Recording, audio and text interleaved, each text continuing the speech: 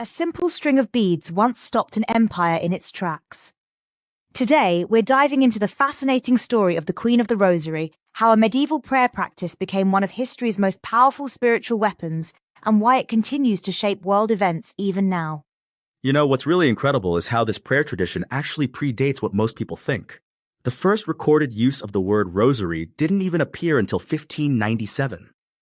Wait, really? But I thought St. Dominic started the rosary way back in the 1200s? Well, that's where it gets interesting.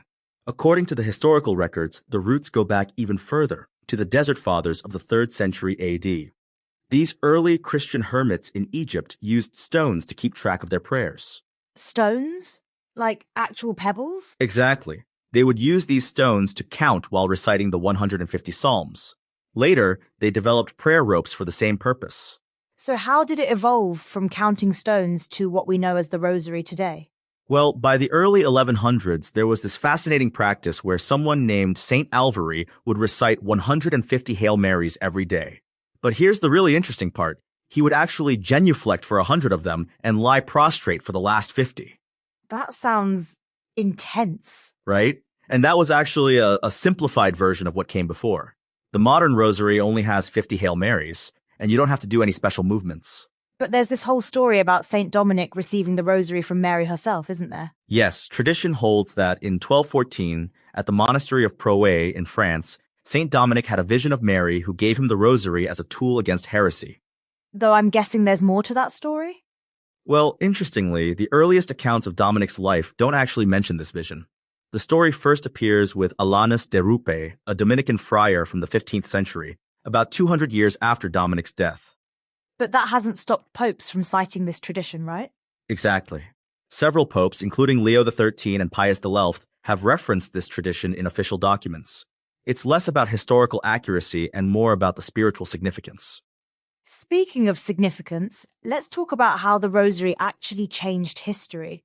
You mentioned something about stopping an empire. Ah, yes, the Battle of Lepanto in 1571. This is where things get really fascinating. The Ottoman Empire was threatening to invade Europe, and Pope Pius V called for all of Europe to pray the rosary. And what happened? On October 7th, 1571, the Christian fleet achieved a decisive victory over the Ottoman navy. It was such a significant event that the Pope established the Feast of Our Lady of Victory, which later became the Feast of Our Lady of the Rosary. That's incredible. And this wasn't just a one-time thing, was it? Not at all. In fact, there's a remarkable example from much more recent history, the Rosary Rally in Austria in 1955. What happened there? After World War II, Austria was divided into zones controlled by the Allied powers, and there was growing fear of Soviet control. A Capuchin friar named Frater Petrus Pavlicek organized a national campaign of prayer using the rosary. And did it work? For 7 years, millions of Austrians participated in public rosary processions, praying for their country's independence. And yes, Austria remained free.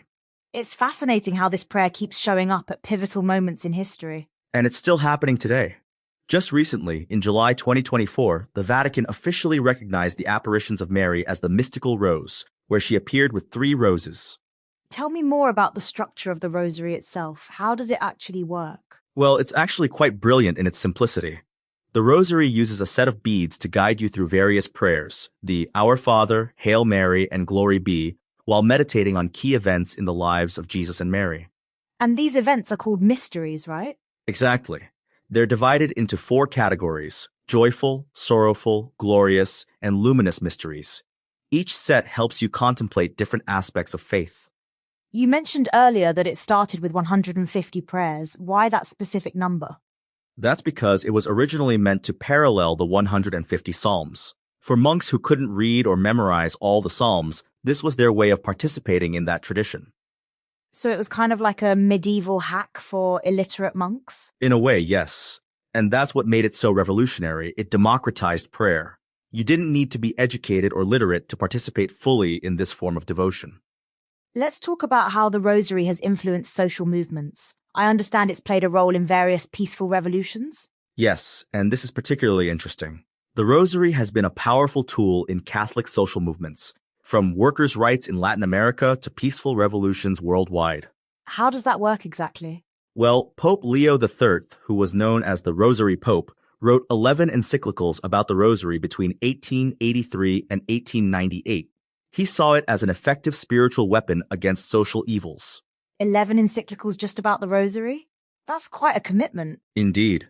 And in his final Rosary encyclical, he quoted St. John Damascene, saying, "In her hand are the treasures of the mercies of the Lord." So how does this ancient prayer practice remain relevant today? Well, it's interesting you ask that. Recent studies have shown that repetitive prayer practices like the Rosary can have significant effects on mental well-being and social cohesion. Almost like a form of meditation? Exactly. The rhythmic nature of the prayers, combined with the contemplation of the mysteries, creates a powerful meditative experience.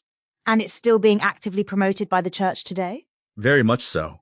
In fact, Pope Francis recently had a statue of the Virgin Mary with 3 roses installed in the Vatican gardens, continuing this centuries-old tradition. It's fascinating how something so simple has had such a profound impact throughout history. And continues to do so.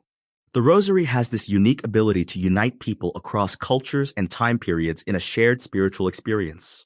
Do you think it will maintain its relevance in our increasingly digital age? Actually, there's evidence that it's becoming even more relevant. In our fast-paced, often chaotic world, people are seeking exactly this kind of contemplative practice.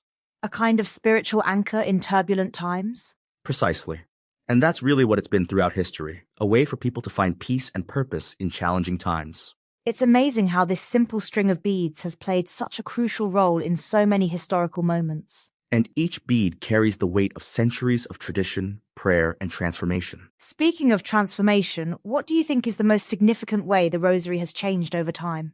Perhaps its evolution from a monastic practice to a universal prayer that's accessible to everyone. It's become a bridge between personal devotion and social change. That's quite a journey from those desert fathers counting prayers with pebbles. Indeed. And who knows? Maybe centuries from now, people will look back at our time as another pivotal moment in the Rosary's continuing story. Well, that brings us to the end of today's episode of Co-Pilot Podcasts.